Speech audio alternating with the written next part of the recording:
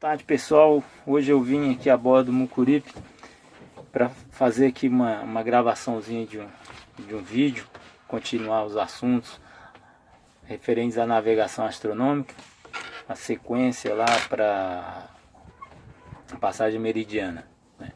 Hoje vou gravar alguma coisa falando das correções de altura dos astros, né? Nesse caso do Sol, para a gente entender bastante a questão dos horizontes, né, que a gente utiliza para a gente fazer as correções quando tira a altura consistente e chegar na altura verdadeira. Aqui eu estou com um almanaque náutico impresso também, que a gente vai utilizar nesse vídeo, uma apostila que eu elaborei para os cursos que eu dou a bordo, né, de navegação astronômica. Espero que vocês gostem. Esse desenho para exemplificar a questão dos horizontes, os tipos de horizontes que a gente trabalha na navegação astronômica. Quando a gente tira uma altura de um astro, a gente tem que fazer umas correções dessa altura para determinar realmente qual é a altura verdadeira. Nós chamamos de altura verdadeira a altura do astro em relação a linha do horizonte verdadeiro. O horizonte verdadeiro, representado por essa linha, é um plano que passa cortando o centro da Terra e é perpendicular à linha do zênite. Então essa altura aqui da posição real do astro para a linha do horizonte verdadeiro é o que a gente chama de altura verdadeira. Então aqui pelo desenho a gente vê que tem uma série de correções em função do erro do instrumento, em função do semidiâmetro, da refração, da paralaxe. São todos elementos que têm que ser considerados. Esses elementos são semidiâmetro, refração e paralaxe, por exemplo, eles são tabulados no almanaque náutico. Ele já traz esse índice de correção. A gente vai ver como é que aplica esse índice de correção. Está aqui, você vê que é uma posição aparente do astro em função da refração, né, dos raios visuais da atmosfera, que faz com que altere essa visão do astro, né? Então acaba elevando o astro, né? Quando o raio visual passa pela camada da atmosfera, ele sofre essa refração. Então a gente tem também esse tipo de correção que está tabulado no almanaque náutico. Bom, então, voltando à questão aqui das linhas que representam os horizontes, temos três horizontes: horizonte verdadeiro, horizonte aparente, horizonte visual. Então, no momento da observação, o observador, que está sendo representado aqui tem a linha do zênite, ele utiliza o horizonte visual como referência, que seria o plano que passa pelo olho do observador e acompanha a curvatura da Terra.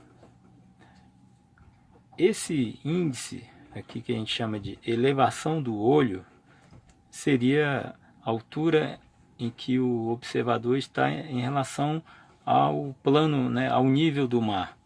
Então, se ele está num veleiro a uns 4 metros de altura, assim, até o olho dele, né, dá mais ou menos uns 4 metros. Então a gente tem um índice também tabulado no almanaque náutico para considerar essa elevação e fazer um desconto que a gente chama depressão, né, que é em relação ao horizonte aparente. O horizonte aparente é um plano também que passa pelo olho do observador, mas ele é paralelo ao horizonte verdadeiro. O horizonte visual faz com que a altura do astro seja maior por causa da depressão. Então esse valor aqui também tem que ser corrigido, certo? Mas todas essas correções, elas não são complicadas, estão todas tabuladas numa tábua que tá dentro do almanaque náutico. Então a primeira correção que a gente tem que saber é justamente a que se refere ao erro instrumental. Isso numa questão de prova de capitão esse erro instrumental ele é fornecido, né? O erro instrumental seria o erro do sextante, quando a gente faz a regulagem dos espelhos. Então o resíduo que sobra de erro a gente chama de erro instrumental, que ele pode ser positivo ou negativo. Então quando a gente tira a altura do astro, né, nesse caso do Sol, utilizando o sextante, aquela altura que a gente vai ler lá na escala do sextante, a gente chama de altura instrumental. E a gente pega e aplica esse índice de correção do erro instrumental. Então, se o erro for positivo, a gente soma a altura instrumental mais erro instrumental e acha a altura observada. Se for negativo, subtrai para achar a altura observada. Depois a gente vai calcular qual que seria a altura em relação ao horizonte aparente, que a altura observada, né, aplicando o erro instrumental, ela está em relação ao horizonte visual. Então, em relação ao horizonte aparente, né, que seria o horizonte que é paralelo ao horizonte verdadeiro, a gente vai ter a altura observada menos o valor da depressão, como eu havia dito, né, que a depressão eleva a altura do astro, então a gente faz essa correção também. Esse valor de depressão ele é dado em função da elevação do olho, né, que seria a altura em que se encontra o olho do observador em relação ao nível do mar. Por fim, temos a altura verdadeira, que seria a altura aparente e mais as correções de semidiâmetro, refração e paralaxe. E a gente tem aqui, quando a gente utiliza, né, no momento que a gente está fazendo a visada, a gente costuma observar o Sol pelo limbo, né, a camada inferior do Sol. A gente projeta a camada inferior do Sol no horizonte. Então o semidiâmetro seria essa distância angular, né, até o centro do Sol. Então isso é considerado também nos cálculos. A refração, como havia dito, né, que seria da incidência do raio solar quando passa pela atmosfera, né, ele sofre uma curvatura.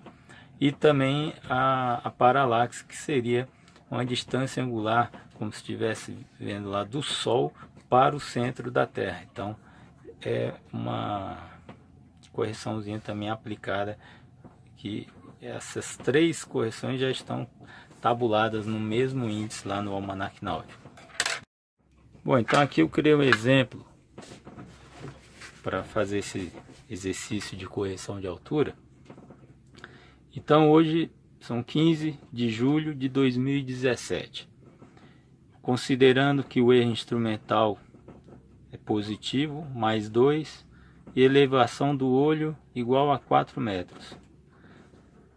No momento lá da passagem meridiana, eu tirei uma altura instrumental de 55 graus e 28 minutos. Então agora eu tenho que calcular qual a altura verdadeira, né? Então a primeira correção, eu tenho que pegar aqui o erro instrumental, somar com a altura instrumental, porque ele é positivo, para encontrar a altura observada. Então a altura observada ficou 55 graus e 30 minutos. Muito bem. Agora, para encontrar a altura aparente, eu tenho que levar em consideração a elevação do olho. A elevação do olho, 4 metros. Bom, agora sim eu entro no Almanac Náutico, vou aqui na tabela de depressão, veja aqui, 4 metros. Então 4 metros, a correção são 3,6 minutos, né? Essa correção é sempre negativa. Então, da altura observada de 55 graus e 30 minutos, subtraí 3,6 minutos e cheguei então à altura aparente de 55 graus, 26,4 minutos.